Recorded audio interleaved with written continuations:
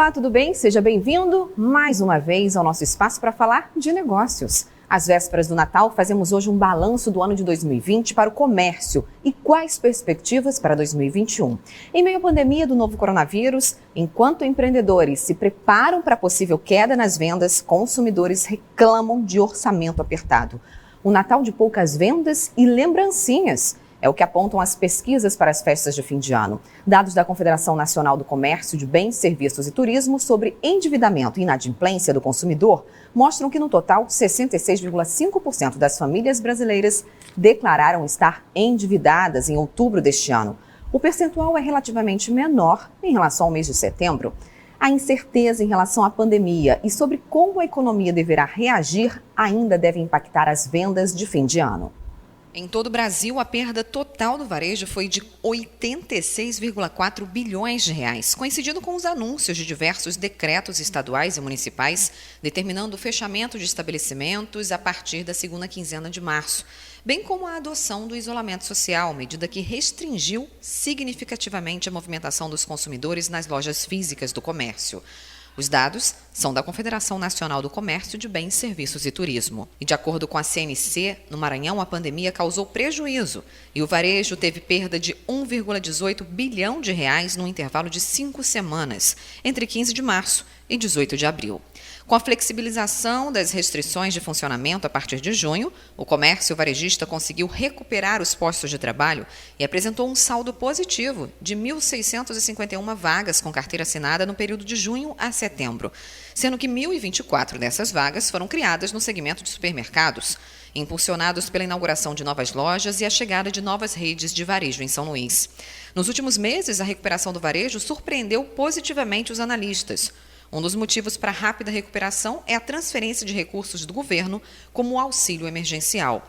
Em julho, por exemplo, o setor cresceu 5% frente a junho. 2021 parece ser um ano que vai ser tão desafiador quanto 2020, no sentido de que 2020, com a pandemia, houve a democratização, ou ouso dizer, que houve a democratização do acesso à compra, no sentido de que o auxílio emergencial que foi lançado pelo governo federal, enfim, ele propiciou que uma outra classe, que um outro grupo de pessoas estivessem dentro da loja, tivessem esse poder de compra e acesso à compra como antes não tinham, como no ano passado, por exemplo, não tiveram. Então, esse grupo, ele também agregou em vários momentos, desse ano de 2020, no movimento que a Cadame tem, E aí, nesse sentido, a gente fica com essa questão.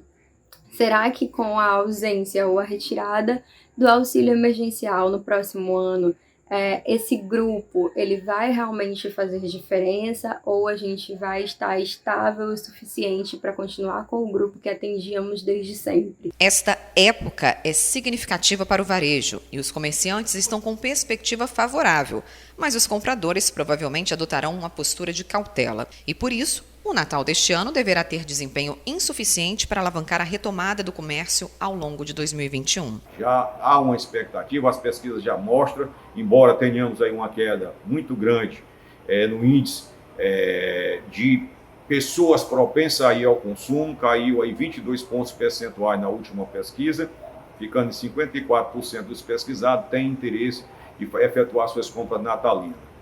Também o volume que está previsto nessa pesquisa é bem inferior ao do ano passado, quando nós tínhamos uma perspectiva de faturarmos, o comércio brasileiro faturar 60 bilhões no final de ano.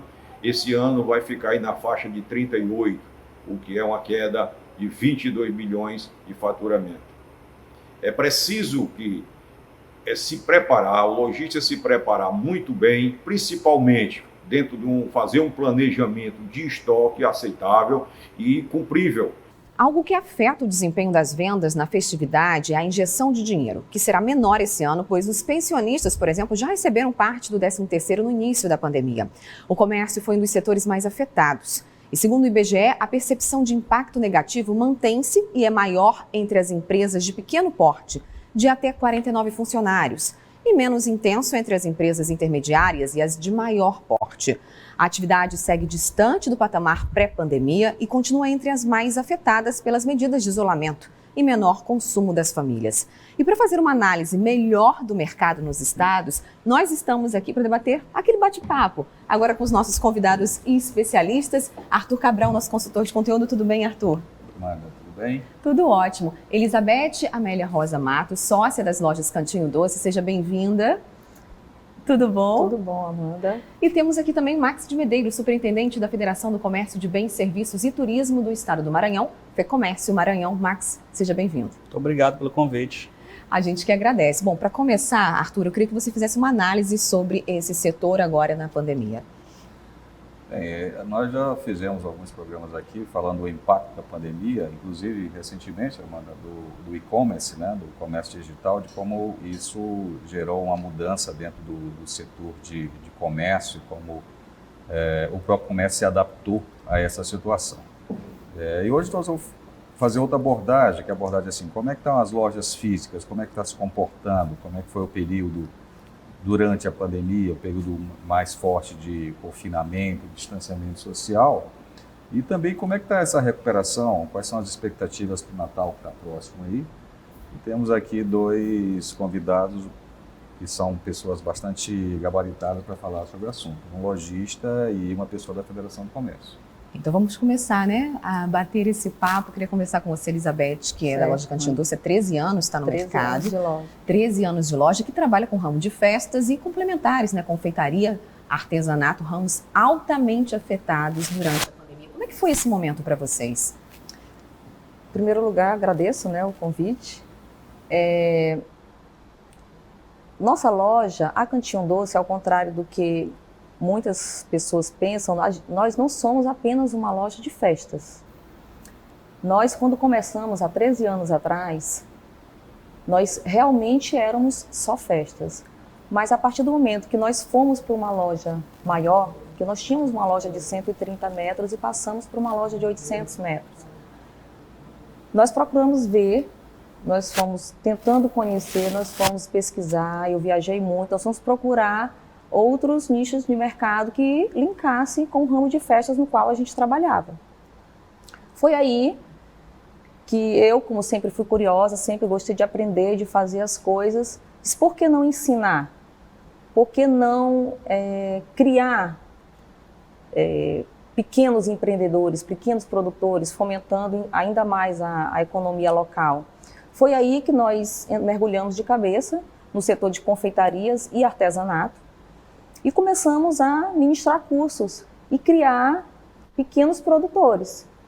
Então, na época agora da pandemia, lojas, a gente estava saindo de uma sazonalidade, que era o carnaval, e nós já estávamos com a loja toda preparada e pronta para a maior e melhor época do ano para a gente, que é a Páscoa.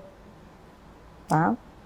Quando teve a pandemia, que lojas se fecham, outras funcionam com restrições, aí nós começamos a receber muitas mensagens através das nossas redes sociais, as confeiteiras, doceiras, os produtores, pedindo para que nós, de alguma forma, entregássemos os produtos, porque eles precisavam dos nossos produtos para se manterem durante a pandemia.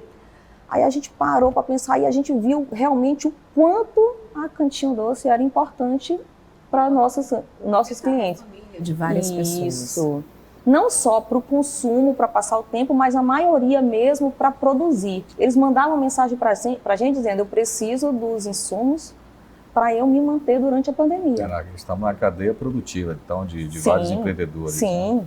Sim, com certeza. E como é que vocês começaram a se reinventar durante esse período? Como é que foi? Foi a pior crise, assim, do momento da economia para vocês nesses 13 anos? Nesses 13 anos foi a pior. Nós fomos bastante resilientes. Nós não, de maneira nenhuma, a gente não hesitou, não mediu esforços para continuar em nenhum momento. Quando a gente começou a receber essas mensagens das pessoas querendo realmente nossos produtos, e algumas não queriam ir na loja física, mesmo funcionando com todas as restrições, entrando tantas e tantas pessoas, com toda a demarcação, com todo o protocolo seguindo, foi quando a gente resolveu, reunimos o marketing, o comercial e a logística, e em 24 horas montamos uma plataforma de delivery. 24 horas. Vocês não tinham antes? Não tínhamos delivery. Mas Nós temos. O que acontece? Nós tínhamos já um planejamento inteiro para 2020. Onde nós estávamos com uma mudança de logo, nós estávamos com o nosso site em construção, com o aplicativo em construção que está pronto, mas a gente não botou ainda para funcionar. Nós tínhamos a inauguração de algumas lojas. E com a pandemia, nós tivemos que dar um passo para trás e esperar. Então, tudo isso, que na intenção não era trabalhar com delivery, era trabalhar diretamente com o nosso aplicativo. Uma coisa mais bem feita. Só que a gente teve Mas o aplicativo era para compra na loja? Não, para compra online. Para compra online, vocês já iam entrar no e-commerce? Isso mesmo. E hoje em dia vocês já estão com essa plataforma do e-commerce preparada? Funcionando ainda não. Está pronta, mas não botamos ainda, porque nosso delivery hoje, ele continua funcionando. Só que ele funciona hoje numa loja hoje, que a gente inaugurou agora em agosto, uma loja que depois, na época da pandemia, depois de tudo isso, durante a pandemia, nós nos reinventamos de várias formas. Nós, além de ter criado o delivery, ter montado a plataforma aí em 24 horas, nós criamos a TV Cantinho Doce, onde as pessoas não poderiam ter cursos dentro da loja, mas a gente estava oferecendo, não eram lives, eram cursos para tirar dúvidas e aprendizado. Nós temos ainda hoje a TV Cantinho Doce dentro do nosso canal e montamos a vitrinedoce.com. Era um projeto já da gente, que a gente acabou segurando, mas na época da pandemia jogamos. O que é o Cantinho Doce, a vitrinedoce.com? O pequeno produtor, ele entra na nossa rede social, lá ele se cadastra. Como ele é pequeno, ele tem poucos seguidores. Ele faz seu cadastro, bota os produtos que ele faz e a gente faz a propaganda dele gratuitamente. A gente reposta tudo dele e fica lá. Hoje nós temos mais de 1.000 inscritos aqui, só aqui em São Luís. Uma forma de ajudar, né? Aquele Sim. pequeno. Então, na verdade, ela se reinventou, né, Amanda? Com certeza. Bacana. Max, queria saber de você um balanço sobre esse ano de 2020, os dados da FEComércio. O que você pode apontar aí do comércio aqui no Maranhão? Sem dúvida, um ano totalmente atípico, né? Uma pandemia pegou todos nós de surpresa. A análise econômica, ela ainda é bastante complicada de se fazer. A gente ainda está vivendo o ano 2020. A gente vai precisar ainda se distanciar um pouco desse ano para olhar para trás e conseguir traçar aí um cenário mais realista. Mas, contudo, a gente já pode traçar algumas análises que são muito importantes e do ponto de vista geral, o comércio ele é muito diversificado. Então, a gente teve alguns setores que conseguiram surfar bem nessa onda, outros tiveram sérias dificuldades e ainda estão enfrentando essas sérias dificuldades. Eu vou dar alguns exemplos. Por exemplo, o setor de material de construção. O setor de material de construção ele conseguiu se desenvolver muito bem a partir da entrada dos recursos do auxílio emergencial. Muitas famílias que tinham uma renda muito baixa, com a entrada desses R$600, conseguiram alavancar uma pequena reforma em casa, uma pequena melhoria em casa. Então, foi um setor que conseguiu se desenvolver bem durante esse período. O setor de varejo de gêneros alimentícios, também os supermercados, apesar do aumento de despesa, dos custos operacionais com os protocolos sanitários, foi um setor que conseguiu se desenvolver bem, inclusive abrindo lojas, redes que já tinham um planejamento anterior, conseguiram manter esses planejamentos aqui em São Luís, abrindo novas lojas. Inclusive, a gente chama a atenção para esse setor de supermercados, que é o setor que está puxando o mercado de trabalho no comércio, especialmente no comércio. Para se ter uma ideia, até agora, a gente tem aí um saldo de 1.600 postos de trabalho criado no comércio, saldo positivo, apesar da crise. Esse ano, ano de 2020. Postos fixos não são postos temporários agora para a época postos fixos, 1.600 postos criados durante esse ano de 2020. Só que somente o setor de supermercados tem um saldo de 1.900 postos criados. Ou seja, existem outros setores que ainda têm déficit negativo e está puxando para baixo, enquanto os supermercados eles estão conseguindo, de certa maneira, superar essa crise. É importante a gente destacar que o ano de 2019 já não era um ano que a gente estava crescendo muito. Então, no ano passado, durante todo o ano passado, a gente falava que a gente estava criando as bases para um crescimento econômico mais pujante em 2020. Então, esses empregos que a gente está criando agora são empregos que estavam represados do ano passado, são empregos que foram eliminados durante a pandemia. Então, a tendência é que o último mês de outubro a gente já teve um saldo bastante positivo no comércio. Então, é esse cenário que a gente está vendo nesse primeiro momento, essa Marcos, recuperação. Houve a paralisação de produção, né, várias fábricas pararam em vários segmentos, talvez só não na área alimentícia, né? Isso gerou um repique de preço, né? Material de construção foi um dos casos.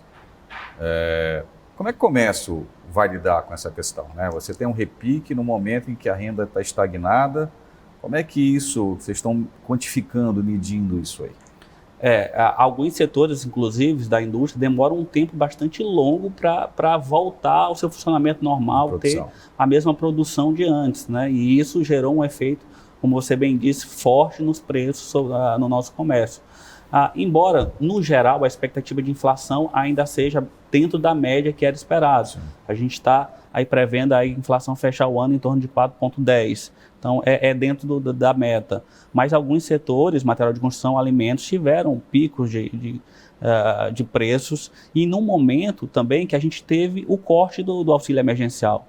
Na nossa realidade do Maranhão, mais de 60% das famílias recebiam o auxílio emergencial. Em um momento que, a partir de setembro, a gente teve o corte de 50% dessa renda das famílias.